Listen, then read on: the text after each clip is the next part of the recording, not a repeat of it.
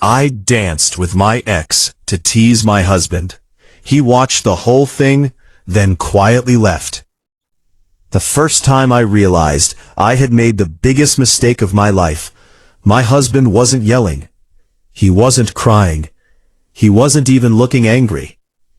He simply watched me from across the ballroom as I laughed in my ex-boyfriend's arms, swaying to the music like the years between us had never happened. When the song ended, my ex spun me one last time, and I looked toward my husband with a smug little smile, expecting jealousy, expecting him to finally fight for me. Instead, he placed his untouched glass on the table, slipped on his suit jacket, nodded politely to a few guests, and walked out without saying a single word.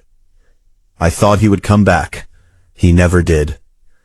My name is Emma, and if I could relive one night in my marriage, it would be that one.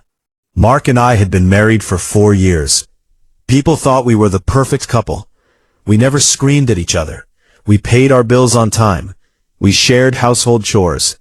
Our social media looked like a travel magazine filled with beaches, mountains, birthdays, and anniversary dinners.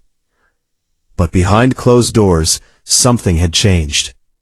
Or maybe something had simply faded. Mark had become quieter over the past year. Not cold, not cruel, just distant. He worked long hours as an architect, often coming home exhausted. We'd eat dinner, watch television, and go to bed. Days blurred into weeks. I kept telling myself marriage wasn't supposed to stay exciting forever. Still, I missed being noticed. I missed feeling like someone couldn't wait to see me. Then, out of nowhere, I received an invitation to my cousin Olivia's wedding. The guest list included dozens of people from my hometown, including Ryan, my ex-boyfriend. Ryan had been my first serious love. We dated for almost 3 years before breaking up, because neither of us wanted to sacrifice our careers to stay in the same city. There had never been cheating, never been hatred, just bad timing. When I told Mark Ryan would probably be there, he simply nodded. "I know," he said while folding laundry. "You know? I saw his name on Olivia's engagement post. Does that bother you?" He shrugged. "Should it?" That answer annoyed me more than it should have. "No, I guess not." He smiled gently. "I trust you." 3 words. I trust you. Instead of comforting me, they frustrated me. Why wasn't he jealous? Why didn't he care? Every romantic movie I'd ever seen told me husbands fought for their wives. Mine simply trusted me. The week before the wedding, I spent far more money than I should have on a stunning emerald green evening gown. When I modeled it in front of Mark, he looked up from his laptop. "You look beautiful." Then he smiled and went back to answering emails. That was it. No double take. No playful whistle. No pulling me closer. "You look beautiful." I hated myself for thinking it, but I wanted more. The wedding venue was breathtaking. Crystal chandeliers reflected across polished marble floors, while a live orchestra filled the room with soft music. Mark looked incredibly handsome in his navy suit. He held my hand during the ceremony. He kissed my forehead when the couple exchanged vows. For a little while, I remembered why I'd married him. Then, the reception began. I was chatting with cousins when I heard a familiar voice behind me. "Emma?" I turned around. Ryan. He looked older, more confident. A few gray hairs near his temples somehow made him even more attractive. He smiled. "It's been years," he said. I laughed awkwardly. "It really has." We hugged, only for a second. Something about that hug pulled old memories to the surface. We spent 15 minutes catching up. He'd started his own marketing company. He'd recently moved back into town. He wasn't married. Then he looked toward Mark across the room. "Your husband?" "Yeah." "He seems nice." "He is." Ryan smiled. "You look happy."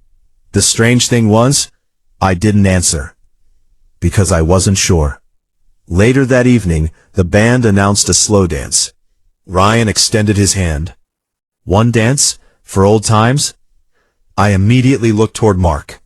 He was standing with two of my uncles, laughing about something. He noticed me watching. Our eyes met. I expected him to walk over, to interrupt, to give me a reason to refuse. Instead, he smiled. Just smiled. Then gave a tiny nod, almost like he was saying, "Go ahead." Something inside me snapped. Fine. If he didn't care, maybe I'd make him care. I took Ryan's hand. One dance. The music began. Ryan rested one hand lightly against my back. I hope this isn't awkward. It isn't. But that was a lie. Every step felt strangely familiar. He remembered exactly how I liked to dance. He spun me slowly, making me laugh despite myself. "You still smile with your whole face," he said. "You still flirt too much." Guilty. I laughed again. Out of the corner of my eye, I searched for Mark. He was watching. Good. Let him watch. Ryan leaned closer. "I used to think we'd end up together." So did I. The words escaped before I could stop them. His eyebrows lifted. "Really?" I nodded. For a while. Across the room, Mark hadn't moved. No anger, no shouting, no dramatic scene, just quiet eyes.